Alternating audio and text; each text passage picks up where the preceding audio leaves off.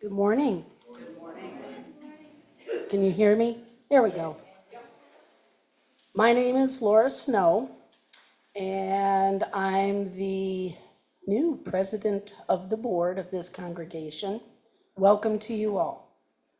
The Unitarian Universalist Fellowship of Elkhart is a welcoming community encouraging religious freedom, nurturing individual spiritual and ethical growth, celebrating diversity, and promoting a just and sustainable world.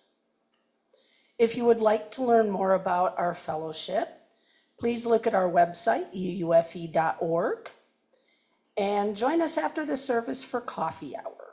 We love our coffee and tea. For the listening enjoyment of all, we ask at this time to please turn off your cell phones or turn them to vibrate.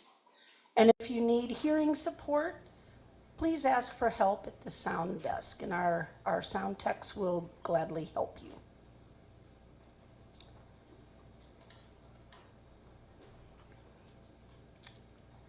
As something that we started, about 2 years ago,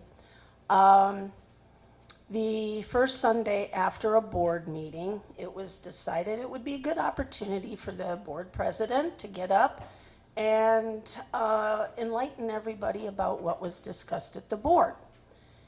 I think this is an excellent idea, and I plan on continuing with this new tradition. So,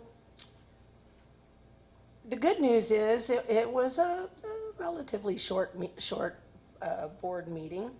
Some of the things we discussed were, we actually have some really, really good news too. Our new insurer, it was reported by Ken that our new insurer for the building has offered to do a presentation or a seminar on estate planning. For free. And so we will be looking to potentially schedule a workshop on some weekend for everybody on estate planning. And a real exciting topic, but something that I think could be very beneficial to a lot of people. So we will look for a future date for that. The other piece of good news, is that Bill Schmidt, and we know he doesn't come here on Sundays very, very often, has purchased an AED defibrillator for our church. This is a tremendous gift, let me tell you. So it's been ordered, and we need to think of something nice to do for Bill, because that was a wonderful, wonderful gift to impart to our congregation.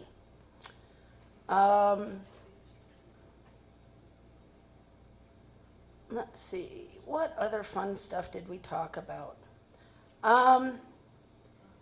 We are trying to streamline board meetings and committee meetings and streamline communication a little bit, and get away from a lot of formality. And so one of the things that we discussed was having committees report to the board as needed. We had been requesting monthly reports written out, signed, sealed, delivered, all that stuff. And a lot of times there was nothing we really needed to do with the committees, and there really wasn't a lot for the committees to report to us. So in an effort to lighten the load for committee chairs, committees, and the board, we want communication to be open for sure, but we don't want it to be a drudgery. We want it to be open communication when it's needed and not because you have to. And along those lines, that gets to the other part of the discussion we had, which was the formality of our processes. And so we had a discussion about changing our bylaws from using Robert's Rules of Order, which is an incredibly tedious, very formal process, to something that we can conduct official business in a much less pedantic way. We can get things done. We have minutes, we have written documentation about what happens during our meetings. We don't need to be bogged down in processes. So that is something the board will be looking at potentially changing, is as we explore different methods of conducting official business that is not Robert's Rules. One I've looked into is Martha's Rules. And it's a lot of organizations use Martha's Rules, and it's much less tedious, and it helps promote good communication and problem solving so we can get stuff done. That was the big thing. We will be working on implementing a standard platform for church business. Again, I know this isn't real exciting, but we will be using a Google platform. We will be establishing official emails for committee chairs that can then be passed on, and people don't have to use their personal emails and gunk up their personal emails with church-related business. Committee chairs will have an official church email for official church communication. So that is something that we will be implementing here in the near future. And just a reminder, the last really big thing is next week, Potluck Sunday, we will be voting on the bylaw change regarding membership and the voting length that one needs currently to vote for church business. And that will be hopefully very brief. I don't want it to take a long time. It's changing membership from a 60-day wait to a 30-day wait. My personal opinion, we should not have stricter standards than general elections. And you have to register 30 days ahead of time for the general election. That's my opinion. And that's, and last thing, the RE, and I do want to take a moment to thank RE for this.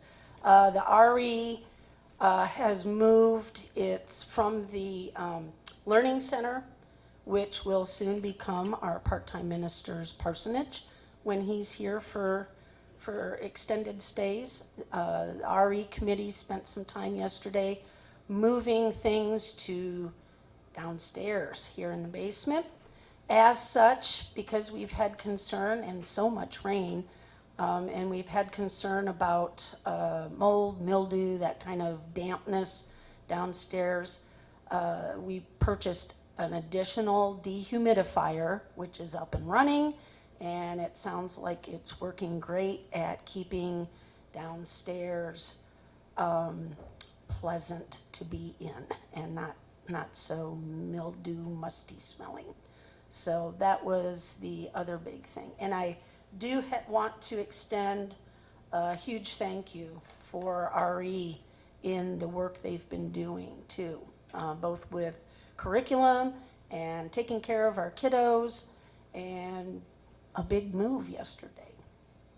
So that kind of concludes what we discussed for the board. Now I do have some announcements. The first one is of particular importance, And this is a statement that was put out by the UUA regarding yesterday's shooting at a Trump rally.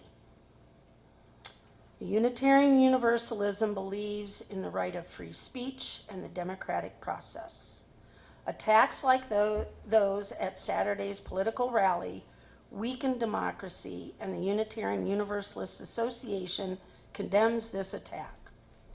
At a time when democracy is already at risk, these events will only make our political environment more precarious. As we prepare to meet this moment, we must return to our spiritual grounding and faithful practice. Take a breath, reflect together, wait for emerging truth over quick speculation. Anchor yourself in communities and relationships that foster resilience, liberation, and strategy. Cultivate nuance and seek out deep wisdom, political analysis, and spiritual grounding, as misinformation will be rampant. Our Unitarian Universalist tradition is rooted in the values of human dignity, justice, compassion, and democratic principles. We will remain vigilant in our commitment to protecting our democracy and the integrity of its principles and the rights of all its people. Let us keep love at the center. We are in this together. And that's the UUA's official statement regarding yesterday. Finally, I already covered this about the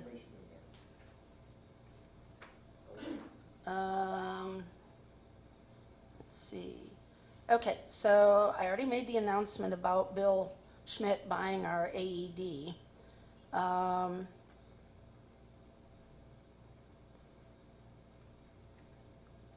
Okay, so we'll be asking, in addition to that, we'll be asking for input on the best possible place to install it.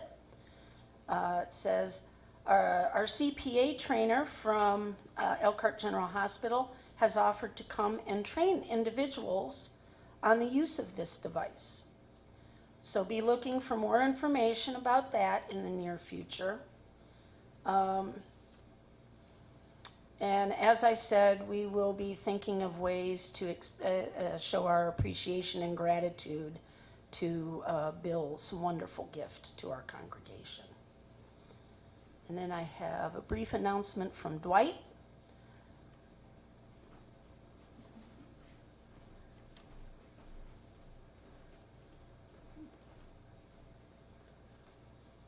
Good morning.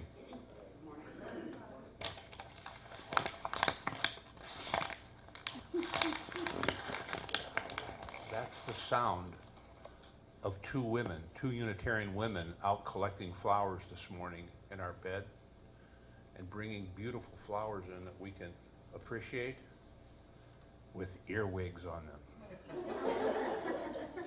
And I just wanted to reiterate. Well, I'm not blaming anybody. I think the flowers are great.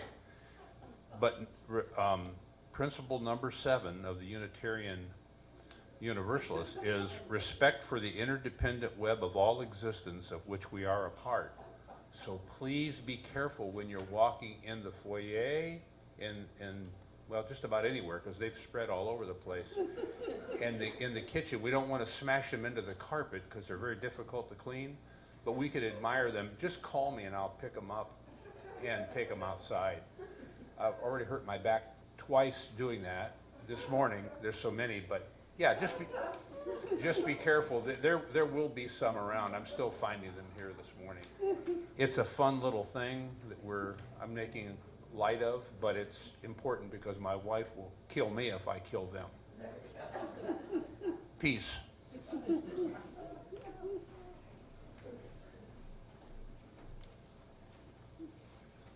And finally, I'd like to call Linda up for, there you go, Linda. You covered it with Ari. I'm good? Yeah, you're good. Okay, so with that concludes our announcements. So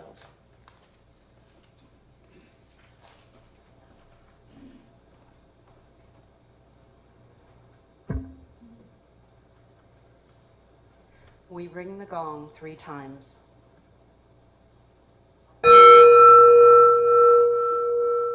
Once for those who came before us and made a place for us.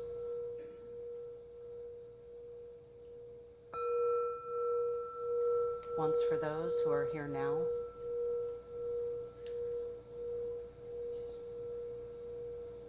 And once for those who will come after us and build on the dream. And it was intentional that that last one was very faint.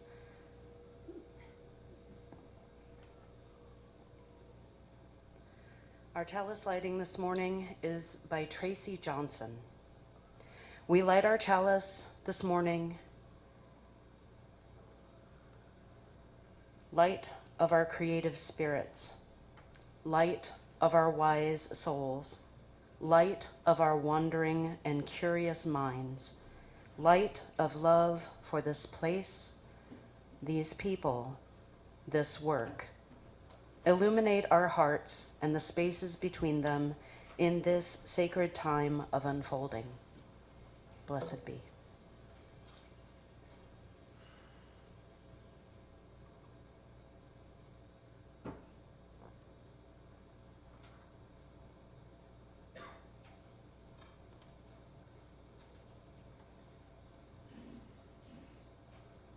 If you will join me in saying our unison covenant.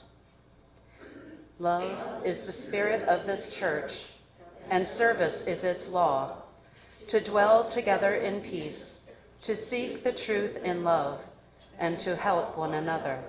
This is our covenant.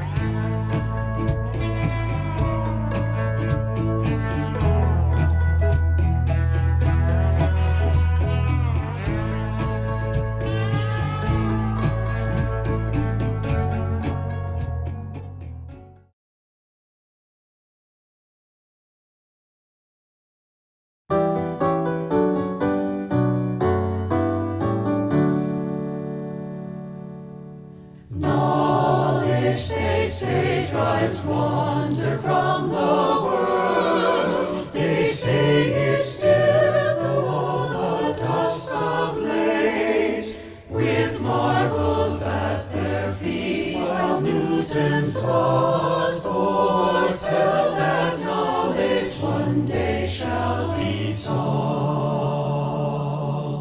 We seem like children wandering by the shore, gathering pebbles colored by the wave, while the great sea of truth from sky to sky stretches before us, boundless, unexplored.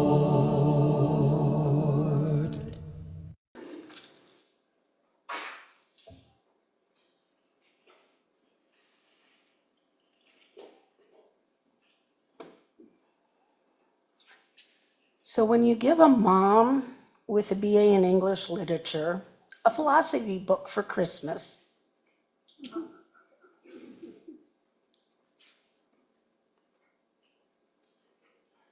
she's gonna read it.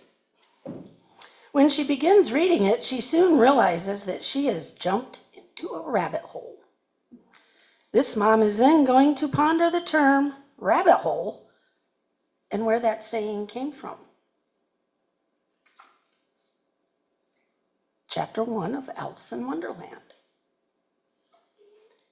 is titled Down the Rabbit Hole.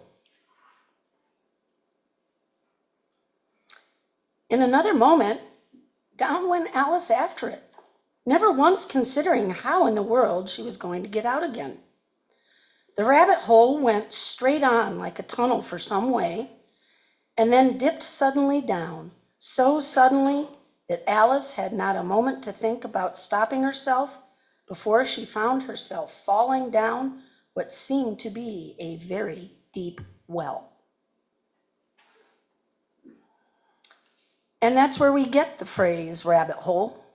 It comes directly from Lewis Carroll's 1865 novel, Alice in Wonderland. This idiom has come to be used when describing a situation one gets deeply into, often with strange results or into strange situations, and then becomes hard to get out of easily. Two things to note about this phrase. One needs to know for better understanding. First, Carroll was making a direct reference to wild European rabbits, not our eastern cottontails. European rabbits were introduced to Great Britain, in about the time of the Norman invasion. And these rabbits nest in complex burrows and are social in nature. So very different habitat, very different behaviors than our eastern cottontails. So that idiom is a British idiom that has become known for complex situations that you get yourself into.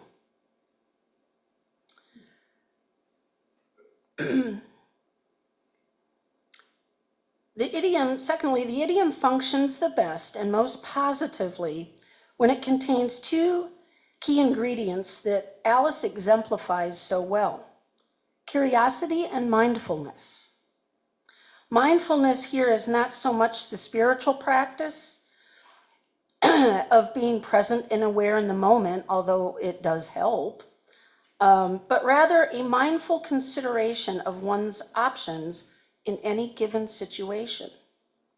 Alice continually talks through her choices in the situations she finds herself. She is not impulsive. Her careful considerations are all flavored, however, by her curiosity.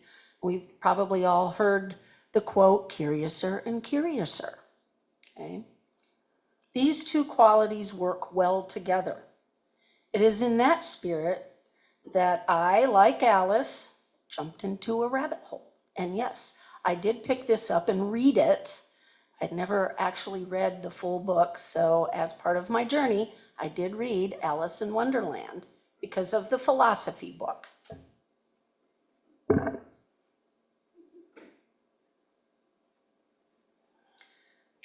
So my journey down a very long and interesting rabbit hole technically began at Christmas when Caradwyn, my daughter, and she's a wonderful philosopher daughter, gifted me with the book she, quote, thought I would like.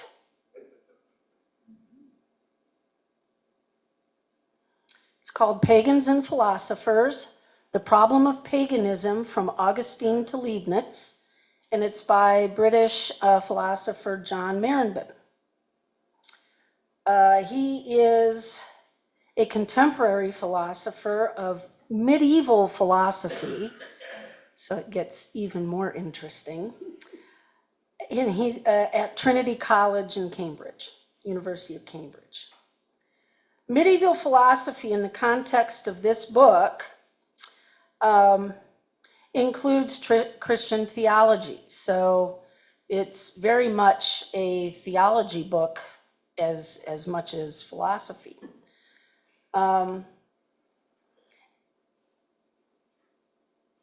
As I like to display positive role model behavior at school, I began reading this at school. I'm in English classes primarily, and most of the classes begin the class with about 10 to 15 minutes of silent reading of a book of your choice. And so this was the book of choice, and it became very apparent it was going to be a tough read. And given the anti-intellectual push by a lot of school boards and parents and stuff, I thought this was a nice protest book in that capacity. You know, reading a highly intellectual book in school seemed like a natural thing to do, but it was also a bit of a protest. So what is this book about? In chapter 1, very first paragraph, the terms of the problem of paganism as it would be discussed in the West until the end of the 17th century were set above all by two late ancient writers, Augustine and Boethius, the subjects of the two chapters following. This chapter provides a prelude. It begins by looking at the earliest Christian reaction to ancient paganism in the New Testament texts, which became points of reference in later discussions, before offering a glimpse of how the problem was addressed by Christians in the ancient world before Augustine transformed it into Latin tradition.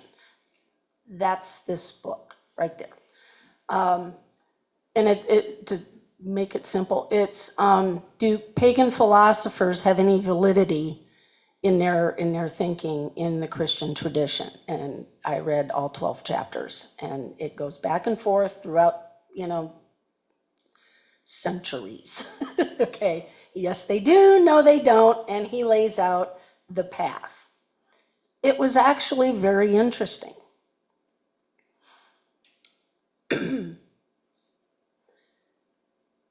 So, in a nutshell, it all revolves around Aristotelian thinking, Aristotle. What did Aristotle say, and does it apply or can it be applied to Christian theology? That's it. I mean, that really is it.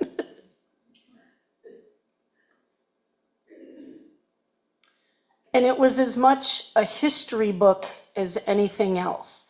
So even though the argument back and forth was interesting, what was more interesting was watching how thought patterns change throughout the 1400 years that book covers. And that was very insightful. So, but I'm not going to here really to talk in depth about the book. It's more about my journey down that rabbit hole. So it became very clear to me, in order to better understand this book, I needed help. Okay? Lots of help, actually. And this is where technology and Professor Google came in handy. This decision was the slope down the rabbit hole that Alice initially finds herself slowly descending. My laptop, both at school and at home, became an invaluable reference tool. I would not have been able to glean as much as I did 40 years ago when I was in college without spending huge quantities of time in the library, cross-referencing material, card catalog, okay, that I had questions about. I could quickly type in names, titles, and words and receive a near instant response. These responses included summaries of a person's work, their brand of philosophy or theology, as well as biographies and word definitions. While this process slowed my book reading, it enriched my understanding of the material fairly quickly. Somewhat. I plodded along chapter by chapter, not noticing the slope of the rabbit hole getting steeper. As I finished reading chapter 9, I turned the page to chapter 10 And this is where I fell down the deep well. Chapter 10 was titled Dante and Boccaccio. Finally, a name I recognized and knew.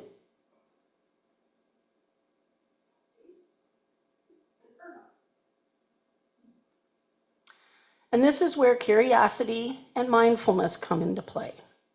I paused. What if I set the philosophy book aside and read the Divine Comedy instead? Would it help me understand chapter 10 better? My brain logically rationalized the wisdom in such a decision as aiding in the future understanding of what had become a most challenging book. The outcome would be worth the pause. So that's what I did. I set the philosophy book aside and I started reading the Divine Comedy. Because Dante wrote, and I still used Professor Google, because Dante wrote this book 700 years ago, and it is chock full of, to him, contemporary references and people. And so Professor Google to the rescue, he helped me get a better understanding of all the names that he throws into hell. And he throws a lot of people into hell. So, curiosity, that worked well. I was able to get through Dante's Inferno. And then, I'm almost done with the Inferno, and I'm getting ready to go into Purgatorio, and I see an ad for a PBS TV show. What a coincidence! Our local PBS station was running a 2-part series on Dante. This was background information that might help me read and get more out of Dante's Inferno. So I signed up and spent the time watching all, 4 hours of the documentary on Dante. And yes, it did help me develop a better understanding of his process of writing the Divine Comedy and about the people in it and the references in it. So it was well worth it.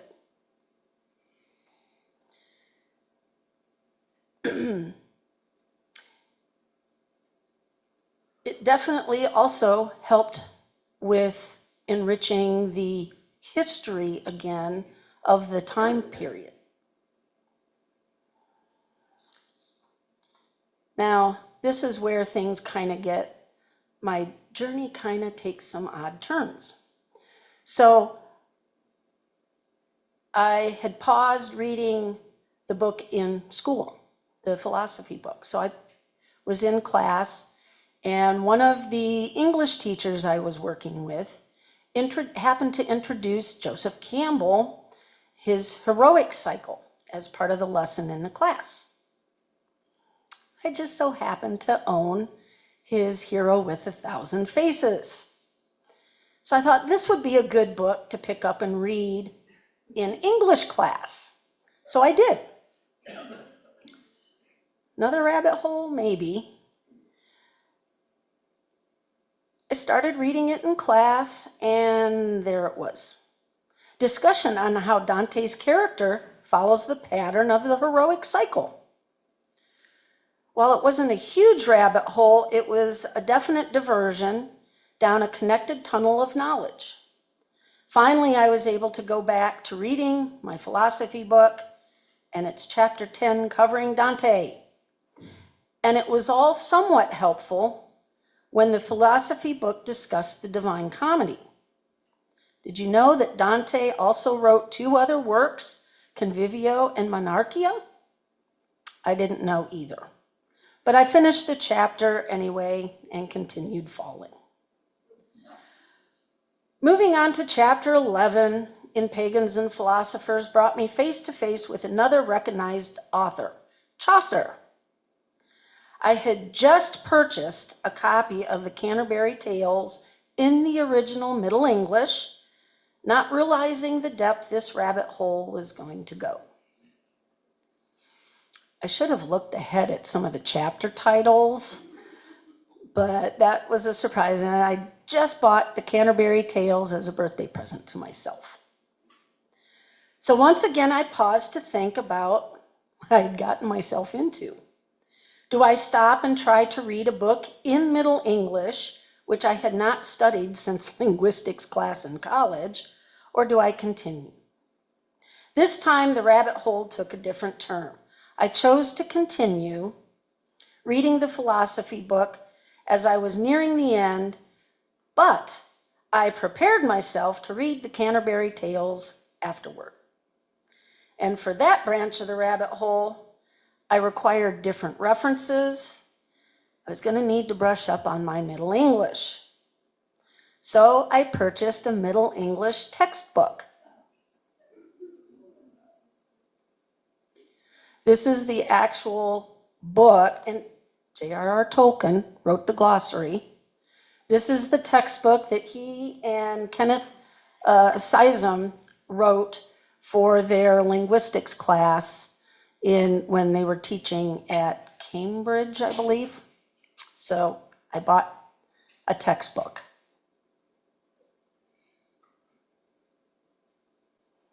And yes, I am currently reading it.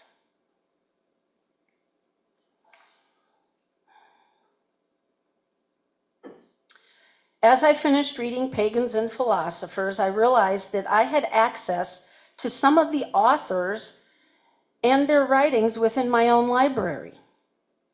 I began pulling titles that up to this point I didn't realize I had. I inherited my dad's library, and I have them all beautifully displayed at home, but I never really paused to look to see what I had.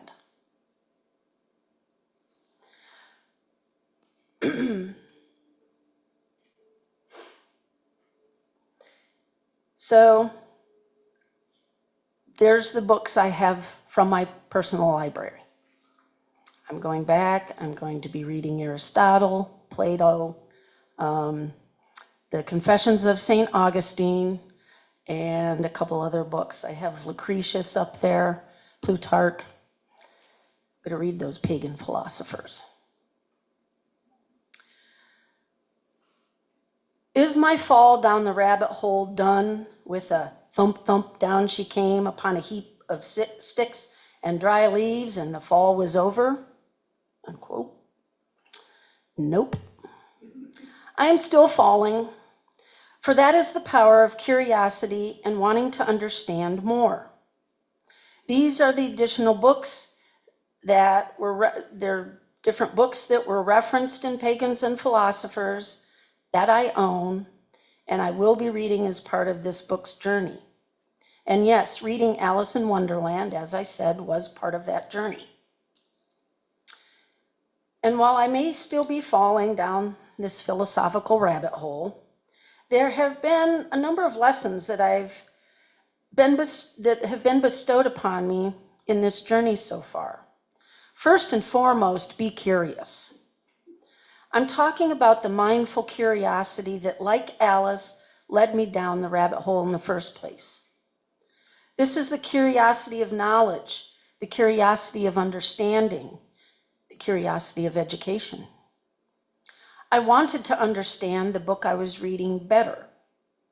That meant going to primary sources that I had in my possession. When we use our curiosity as a driving force in our lives, we then seek the knowledge, experiences, and understanding that can better help us process the world around us. Tempering curiosity with our UU principles and the new values ensures it limits harm to others and potentially benefit all. Now, I know some of you might be thinking, but curiosity killed the cat. It is true that curiosity born of impulse and dark thoughts can be quite harmful. But curiosity is a double-edged sword. Too often, curiosity is being beaten back by fear-based anger and hatred. The messaging of some in our world is that curiosity is bad. What a better form of protest than to be curious? After all, there is a second part to that saying. Curiosity killed the cat, but satisfaction brought it back. Satisfy your curiosity. Another lesson I learned from this rabbit hole journey is determination. Determination is the engine that drives one to persist in any given task. Determination fueled by patience makes persisting even easier and more enjoyable. This journey of mine has been mentally challenging for me, no doubt. It's one of the toughest books I have ever read. And I read Ulysses.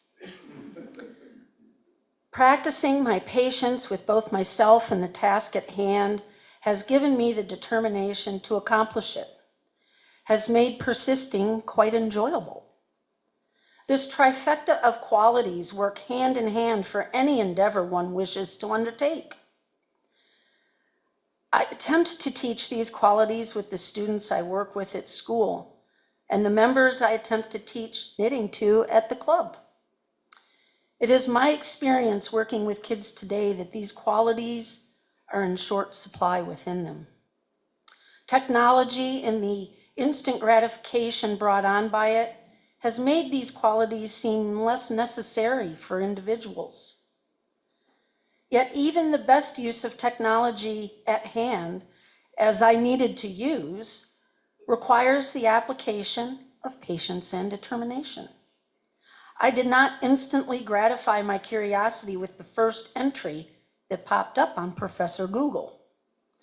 I used my patience to scroll for better, more credible resources to answer my questions. This takes some determination too. Once a source was located, I patiently read the information, determined to increase my understanding of the material. This mental persistence is not much different than learning a physical skill like knitting. Be patiently determined to persist. The flip side of the coin to the above lesson is it's okay to get frustrated. This journey down the rabbit hole has certainly had its moments of frustration. I want to be clear, my frustration never boiled over into anger. I never threw things or anything like that, which is all too often what happens when I work with the kids at both school and the club, and some of the adults. A couple weeks ago, we had a guest speaker, Erwin Larrier, and he mentioned SEI learning, or social emotional intelligence learning, in his message. This concept has been incorporated into many educational systems to teach identification of and coping strategies for emotions in students. Frustration is one of those emotions. And unfortunately, there are those folks in society who are pushing against this kind of incorporation into school curriculum. These parents fear their children are being indoctrinated. To what? I don't know. But by learning about their emotions as well as learning how to appropriately express them and cope with them. This includes things like frustration, and I work with a lot of frustrated kids. I teach my knitting students who are beginning to learn this skill. First and foremost, knitting will make you frustrated. When you have that feeling, here's what you do. They put their needles in the ball of yarn and they set it aside. That's it. That's what I do when I feel frustrated with knitting. And so far, I have had my kids do this consistently. And then we can either process the frustration, or if they're done for the day, they're done for the day. Easy peasy. Stick needles into the ball of yarn and put it aside. When you're reading a frustrating book, close it up and set it aside. And that's what I did.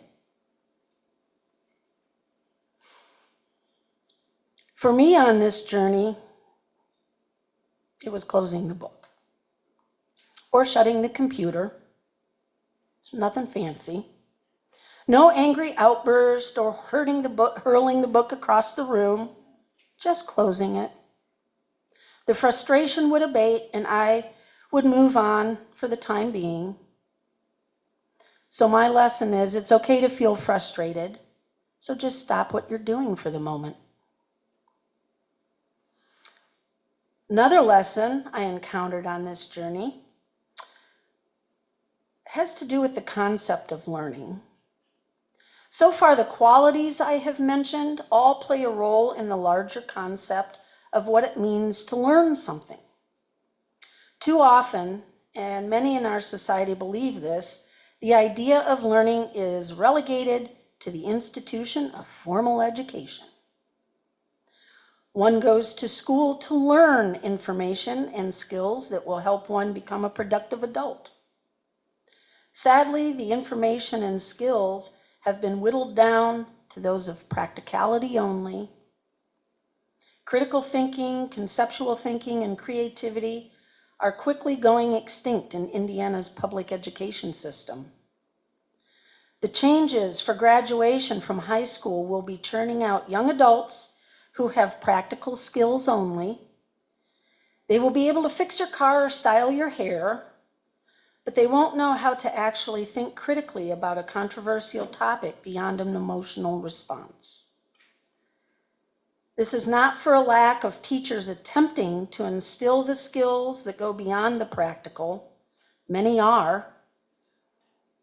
I know I am with my students. This issue of what is to be learned goes beyond the schools. When kids hear parents, school officials, and elements in government say, "You don't need to know that," they tend to listen because it's easy to do. Actual learning takes work. So why am I reading philosophy, theology, history, and epic poems? Because it helps me learn how to think. It helps me understand the context of the then compared to the now. I want to broaden my scope of learning so that I can better understand my world around me now. Delving into historical texts written upwards of 2,000 years ago gives me a very broad spectrum of history and thinking.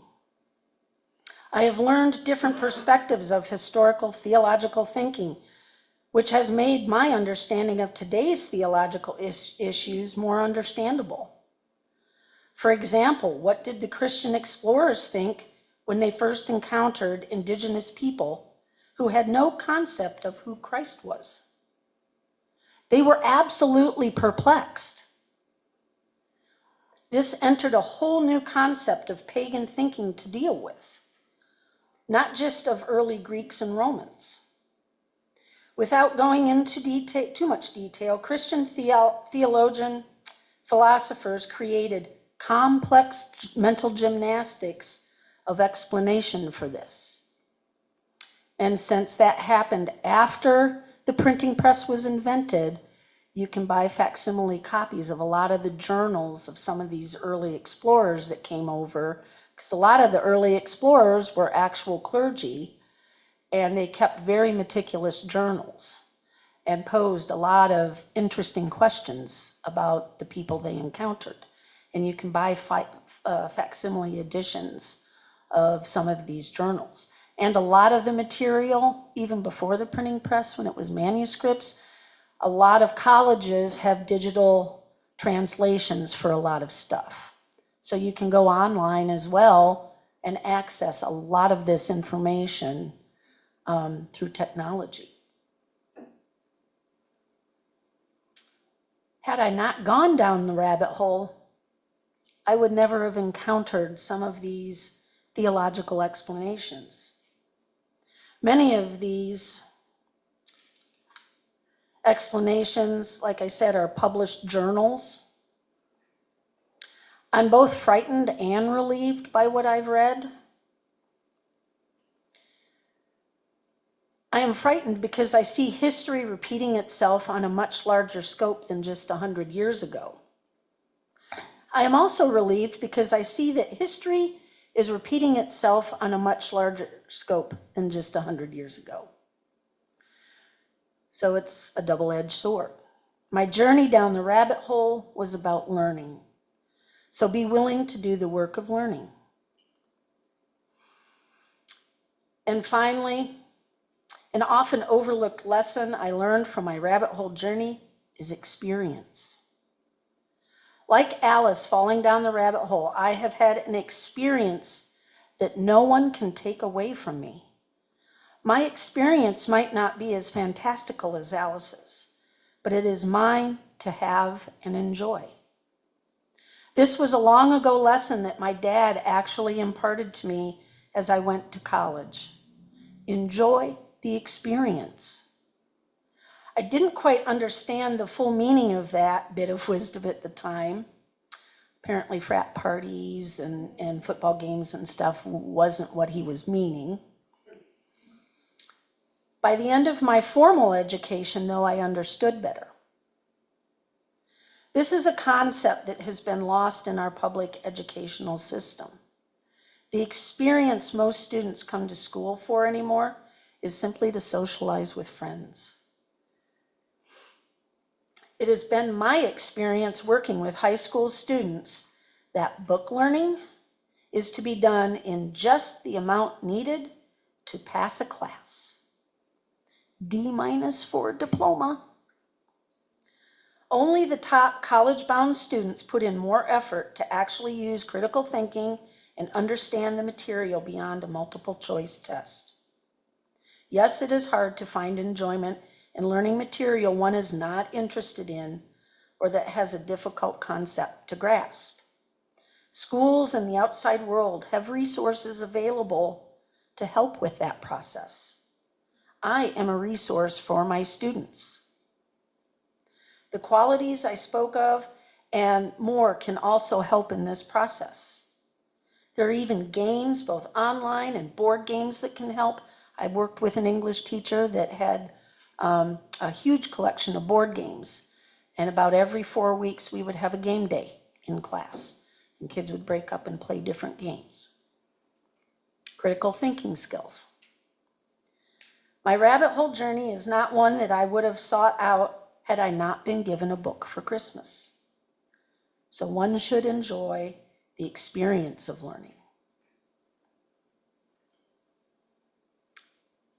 So to wrap it up, engaging intentional curiosity, using the mental qualities of determination, patience, perseverance, and even the motion of frustration, one can learn just about anything one sets their mind to. We have tools available at our fingertips that didn't exist 20 years ago. Professor Google was an invaluable tool, my rabbit hole journey, when taken the time to be used properly. And I will continue to use Professor Google as I continue my fall down the rabbit hole with some of these other books. Audiobooks are another tool one can use. Libraries offer a free smorgasbord of books to learn things. Many professionals and educators have podcasts, blogs that one can go to learn things.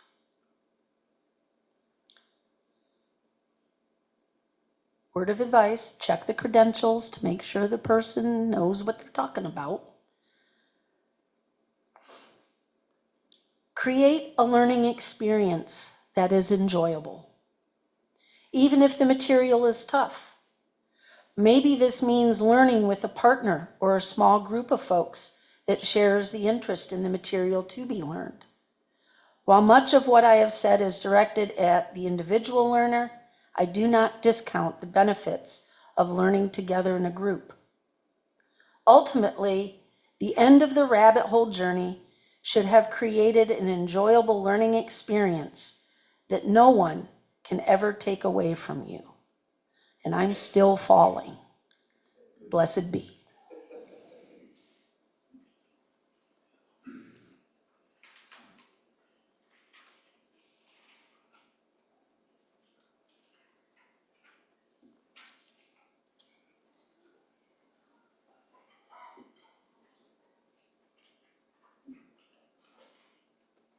Let's stand and sing, if you're willing and able, number 34, Though I May Speak with Brave Aspire.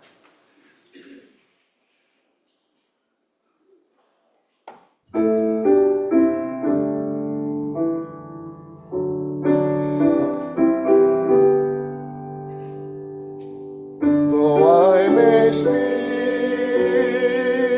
with a brave aspire, and have the gift to all inspire, and have not my words are vain as sounding brass and hopeless gain.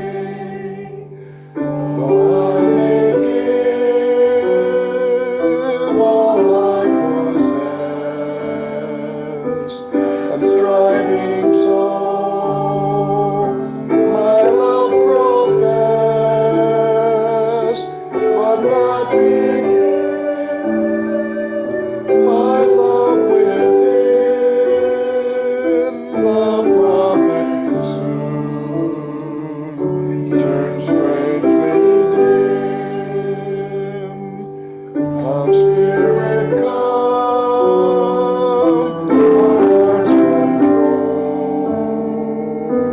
our spirits numb,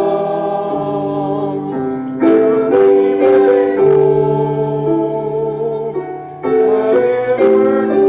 inward by every shade, by this we worship and are free. Thank you.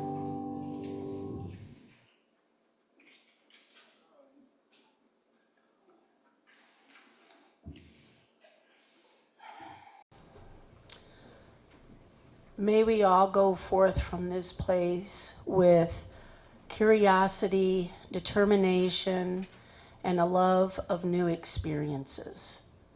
Blessed be. Go in peace.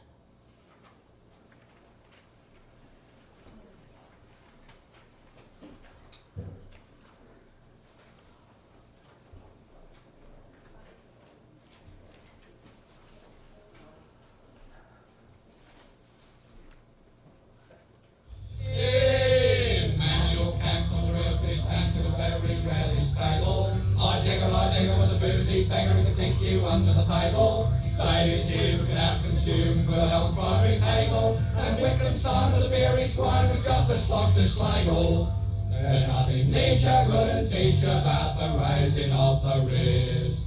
Socrates himself was permanently missed. John Stuart Mill on his own free will, on hot one shag was particularly ill. Later they say he could sing it away, half bread whiskey every day. Aristotle was a bagger for the bottle, Hobbes was fond of his dram, and René Descartes was a drunken fart, I drink therefore I am. Yes, Socrates himself is particularly missed. A lovely little think about a bagger when he's pissed.